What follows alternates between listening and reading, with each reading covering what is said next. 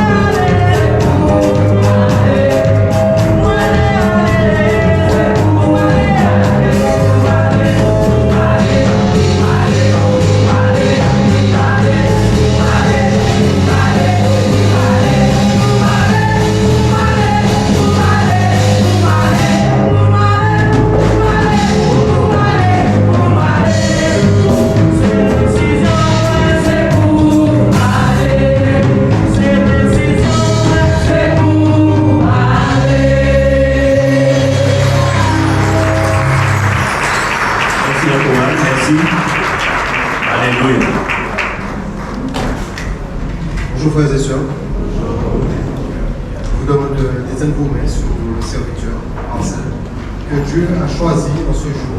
Et je bénis la fidélité de Dieu car il a permis aujourd'hui que ce serviteur soit là, à seule fin que la lumière qu'il a, l'eau que Dieu a mis dans son cœur puisse étancher les âmes assoiffées et les terres desséchées. En ce jour, Seigneur, Dieu de gloire, je demande de fortifier ton serviteur, de le rassurer, Seigneur, et que tu utilises puissamment, Seigneur, et que toute la gloire te revienne, Papa. Je t'ai prié au nom de Jésus. Amen. Amen. Alléluia. Amen, amen. Amen. Que tous ceux qui respirent, que tous ceux qui respirent, louez l'Éternel. On va le dire ensemble. Loué soit l'Éternel. Loué soit l'Éternel. Loué soit l'Éternel. Que tous ceux qui respirent, alléluia. Ce matin, je porte un message un peu difficile. Mais avant tout, vous voyez, c'est un mot qui dit toujours n'y a bagaille pour empêcher la possession passée. Vous connaissez ça? Vous comprenez ça? Au fait, pourquoi je vous dis ça, c'est parce que c'est moi qui pêche ce matin, et comme par hasard, moi, je monte dans les lunettes là. Alors, si vous voyez que je suis bien plus long et que j'ai une lunette attachée avec un peu de col, c'est parce que le diable a toujours les mettait en manière pour parler côté pour la parole là.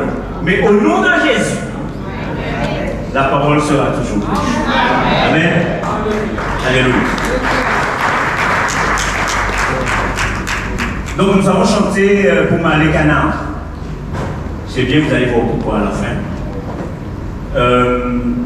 Nous avons donc fini le carnaval s'est terminé, et maintenant tout le monde, ou alors la plupart des gens, entrent en carême. Mais ce qui est, c'est la tradition, c'est des machins traditionnels, mais le carême au fait n'existe pas dans la Bible. Amen. Ça n'existe pas dans la Bible. Le carême de roi. Allez ça. Si tu jeûnes, mais tu ne fais pas carême. Carême, c'est une tradition que l'on a portée, mais qui n'est pas biblique. Il y a le jeûne d'Esther, le jeûne d'Esther, c'est 3 jours, bon, bref, c'est pas ça mon sujet, hein. C'est pas ça ma prédication. Ma prédication, en fait, le titre déjà de ma prédication, c'est Judas. C'est bien difficile. Judas. Au fait, dans la Bible, il y a le Nouveau, ou alors il y a l'Ancien et le Nouveau Testament. Hein? L'Ancien Testament, c'est l'accomplissement de la promesse. C'est la promesse. Et puis le Nouveau Testament, c'est l'accomplissement de la promesse. Okay? L'Ancien Testament nous parle des choses qui vont venir. Et le Nouveau Testament nous explique qu'il y a une réalisation qui a été faite, n'est-ce pas? Quand on lit la Bible, le plus souvent il faut lire l'Ancien et aussi le Nouveau pour comprendre qu'est-ce que l'Ancien voulait dire. Ou encore quand on lit l'Ancien, le Nouveau, il faut lire l'Ancien pour essayer de comprendre le texte que l'on veut lire. Amen, alléluia. Nous allons donner un micro à notre frère François. Frère François, merci. Et lorsque nous lisons donc la Bible, il y a ce qu'on appelle la promesse. Dieu nous donne beaucoup de choses. Il nous promet beaucoup de choses, mais le plus souvent, nous n'aimons pas ça. Nous n'aimons pas lire la Bible. La Bible, quand on lit la Bible, on est fatigué. On commence à bailler et puis après on... N'est-ce pas? Je dis que mon gamin. Donc il y a des gens qui n'aiment pas lire la Bible. Pourquoi? Parce que la Bible devient un somnifère pour certaines personnes. Mais il faut lire la Bible pour comprendre la vérité. Il faut lire la Bible parce que la Bible, c'est un boussole. C'est une boussole pour les hommes qui veulent avancer pour entrer à Canaan. Alléluia. Si tu veux aller à Canaan et comprendre ce que Dieu te demande, il y a des moments où il faut savoir lire la Bible. Puisque nous allons parler de Judas, nous allons donc lire un texte qui se trouve dans Genèse 32, versets 24 à 32. Genèse 32, versets 24 à 32. Alléluia.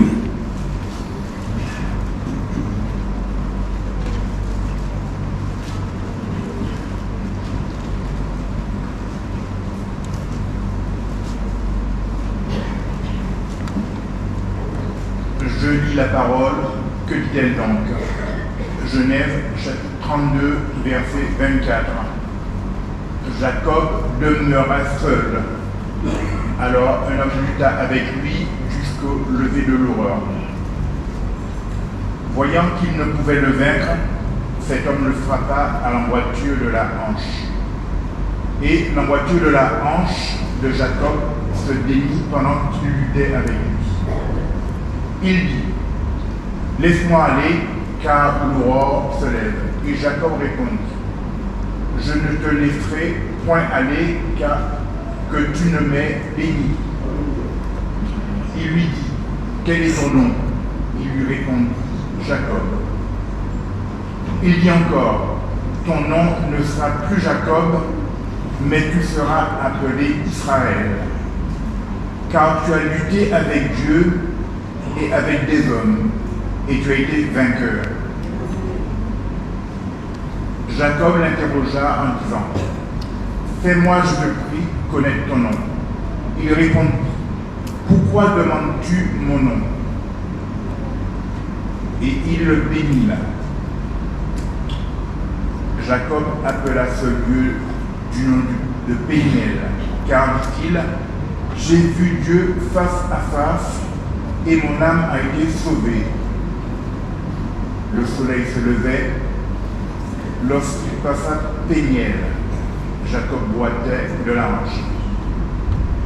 C'est pourquoi jusqu'à ce jour, les enfants d'Israël ne mangent point le tendon qui est à l'emboîture de la hanche, car Dieu frappa Jacob à l'emboîture de la hanche au tendon. Amen, alléluia. Amen. Amen.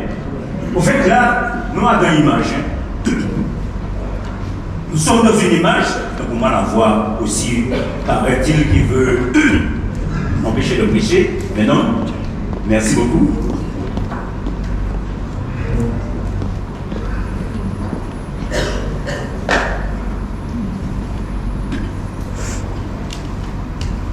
Nous avons une image. L'image là, c'est personne ne peut pas gommer le bon Dieu. Ça, c'est déjà bon, non? Deuxième image, c'est que si vous gommez le bon Dieu, vous faites combat, c'est pire au départ. Ou là, on ne pas. Vous comprenez ou non pas? Mais le problème, c'est que la Bible dit nous dans le texte là que Jacob gommé et puis bon Dieu. Et puis après, il finit gommé et puis bon Dieu. La Bible nous explique que Jacob était le vainqueur. Alléluia. Mais quand il était le vainqueur, ça veut dire que son nom a été changé. On ne l'appelle plus Jacob, mais il s'appelle Israël. Alléluia. On va essayer de comprendre deux petites choses dans ce texte-là, par rapport à ce texte-là. Ce sont des manuscrits que l'on met au haut de votre Bible. Hein?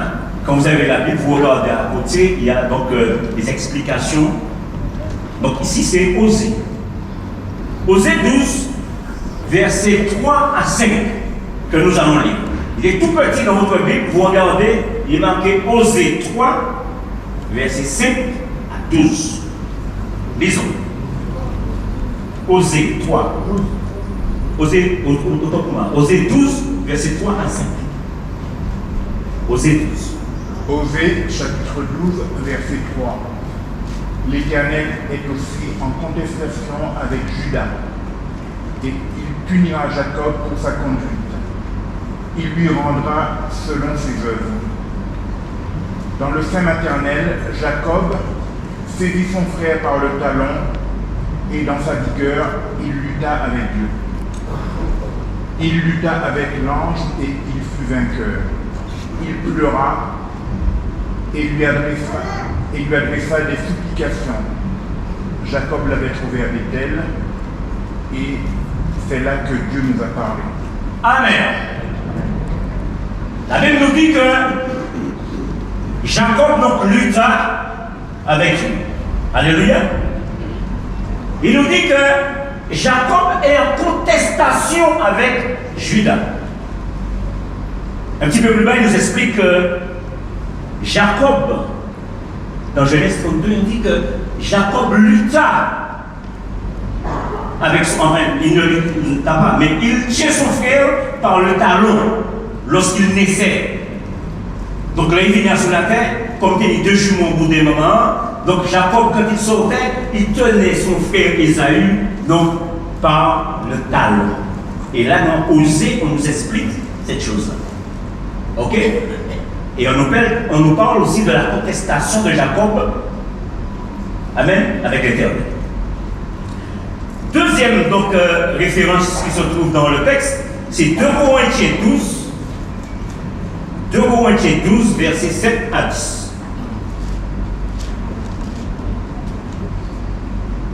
2 Corinthiens, chapitre 12, verset 7. Et pour que je ne sois pas en fait d'orgueil, à cause de l'excellence de ses révélations, il m'a été mis une écharpe dans ma chair, un ange de Satan pour me souffleter et m'empêcher de m'enorgueillir. 3 fois, j'ai prié le Seigneur de l'éloigner de moi. Et il m'a dit, ma grâce te suffit, car ma puissance s'accomplit dans la faiblesse. Je me glorifierai donc bien plus volontiers de mes faiblesses, afin que la puissance de Christ repose sur moi. C'est pourquoi je me plais dans les faiblesses, dans les outrages, dans les calamités, dans les persécutions, dans les détresses pour Christ. Car je suis faible, c'est alors que je suis fort. Alléluia. Amen. Ça aussi, c'est encore notre image un peu difficile à comprendre. Il dit, lorsque je suis faible, c'est alors que je suis fort.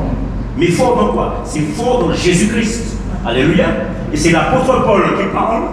Et l'apôtre Paul, quand il explique ce problème, il explique avant ce texte-là. Il dit qu'il y a une écharde qui a été mise dans son corps pour l'empêcher de faire le bien qu'il voulait faire. Il y a quelque chose en nous qui nous empêche de faire le bien. Donc, dans ton corps, il y a l'esprit du mal et il y a aussi l'esprit du bien. Alléluia. Voici un texte au niveau de Jacob qui nous explique que Jacob, c'est un homme comme toi et moi. Jacob, quand il arrive, il a tous ses péchés. Et nous avons aussi nos péchés. Nous avons toutes nos difficultés. Nous sommes dans cette vie où nous menons une vie le plus souvent désagréable devant Dieu. Peut-être pas devant les hommes, parce que les hommes n'ont pas à te regarder. Les hommes ne voient pas ce que tu fais dans la journée. Il n'y a pas d'homme qui te surveille non plus. Mais là-haut, il y a une personne qui regarde ce que tu fais. Et lui, il sait. Et pour cela, il va envoyer une personne pour te guider. Donc tu te dis, mais comment je peux avoir la victoire? Comment je peux avoir la victoire? Pourquoi? Parce que tous les jours, on a des problèmes, tous les jours, on a des difficultés. Tous les jours, c'est gourmet pour la fin noire, les rivets ou pas même à 10 cm à l'heure. Et tu as peur justement de ce jugement-là. Le jugement des hommes qui vont dire, mais comment on a beaucoup, ou pas même 10 centimes, ou pas même 1 euro. Mais ça arrive, bien-aimé. Ça arrive. Et le problème, tu peux te reposer sur Dieu. Tu as la victoire. Et quand tu entends que tu as la victoire, tu te dis, oh, mais qui protège mon victoire là? Monte toujours dans le bas, jamais en haut. Mais est-ce que tu t'es séparé avec l'amour de ton Dieu, non? Il te dit ni les profondeurs, ni les hauteurs, ni les largeurs. Rien ne nous séparera de l'amour de Dieu. Tu as la victoire. Tu as la victoire. Et il y a un chant qui dit, victoire au Seigneur de la vie. Victoire au Dieu de l'infini. Victoire au nom de Jésus-Christ. Victoire pour le Saint-Esprit. Vous connaissez? Le règne est pour le Tout-Puissant. Le règne pour lui dans tous les temps. Car l'agneau a donné son sang, qui crie victoire dès maintenant. Alléluia. L'apôtre Paul nous dit quand il est faible, c'est alors qu'il est fort. Et bien souvent, les gens nous disent que lorsque tu prépares un jeûne, par exemple, la Bible te dit que lorsque tu prépares un jeûne, ne montre pas aux gens que tu as un visage fatigué. Non. Il faut que lorsque tu fasses ton jeûne, tu es fatigué, c'est vrai. Parce que tu attends le résultat. Mais tu supplies Dieu. Et tu auras le résultat de ton jeûne. Mais le vrai jeûne, c'est de visiter la veuve et l'orphelin. Alléluia. Et cet homme arrive, c'est-à-dire Jésus-Christ de Nazareth. Il arrive il fait déjà trembler le monde. Et il donne sa victoire à celui justement qui a besoin. Imagine-toi une chose simple. Imagine-toi que tu as pris tout ton temps pour faire une maison. Et lorsque la maison est construite, tu dis à une personne, tiens, je te donne la maison. Est-ce que tu penses que c'est faisable? C'est faisable. Mais c'est difficile de faire ce geste-là. C'est comme si tu as préparé des examens depuis très longtemps. L'examen que tu attendais depuis très longtemps, quand tu as réussi cet examen, tu dis à une personne qui ne l'a pas préparé, tiens,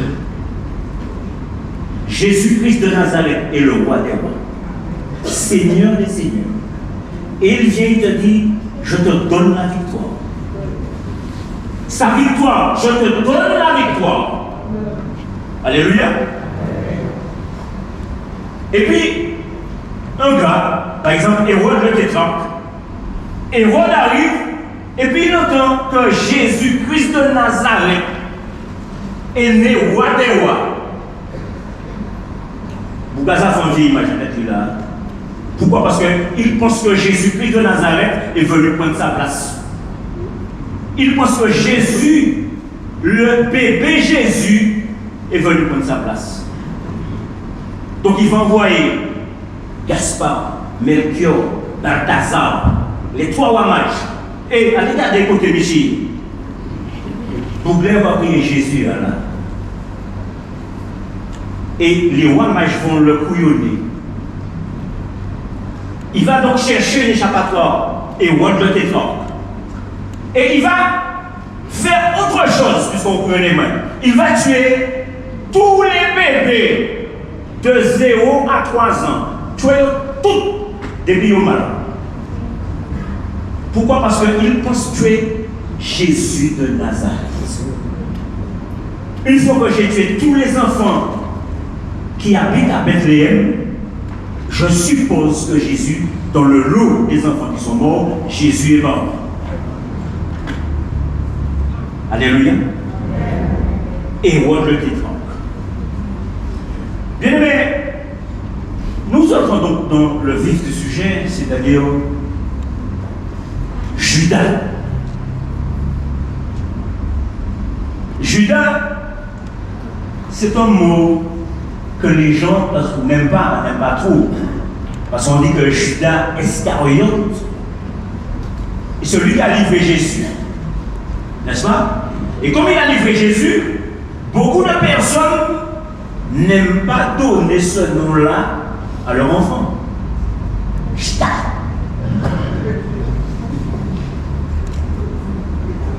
Mais Judas, c'est un nom glorieux, d'origine hébraïque. Dans la Bible, il y a 3 noms. Il y a Jude, Judas qui s'écrit avec A, et puis Judas qui s'écrit avec AS. Et ces 3 noms-là, c'est le même nom, ce sont les synonymes, c'est la même chose, ils sont identiques.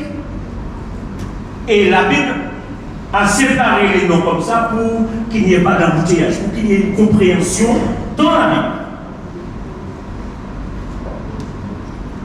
Alors donc il y a, c'est vrai, des hommes qu'on a appelés Judas dans la Bible. Il y a eu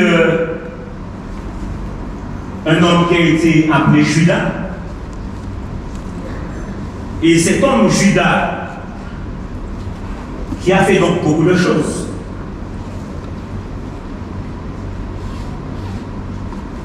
Et l'apôtre, parmi les apôtres de Jésus, il y a 2 personnes qu'on appelait Judas. Amen. Donc il y a un homme qui s'appelait il s'appelait Judas. Je vais trouver son nom, attendez, excusez-moi.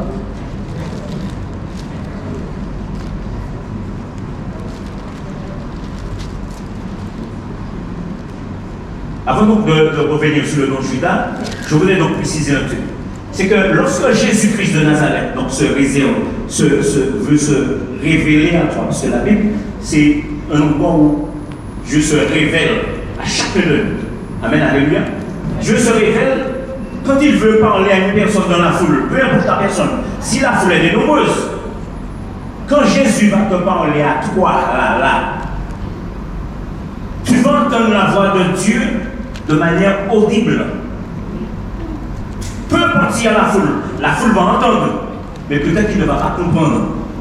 Alors que Dieu te parle. Lorsque Dieu veut parler à une personne, peu importe la personne, qu'il soit seul ou dans une grande foule, Dieu te parle et tu entends et tu comprends. N'est-ce pas? Nous allons lire un verset pour ça, qui se trouve dans Acte 9, et c'est l'exemple de l'apôtre Paul. Acte 9, versets 3 à 4. L'apôtre Paul, quand il était sur la route de Damas, l'apôtre Paul donc, a entendu justement Jésus qui le parlait. Mais les autres personnes qui étaient avec l'apôtre Paul, les soldats qui étaient avec l'apôtre Paul, n'ont pas compris, n'ont pas entendu. Alléluia. Ils n'ont ni compris ni entendu. Ils entendent, enfin, oui, ils ont entendu.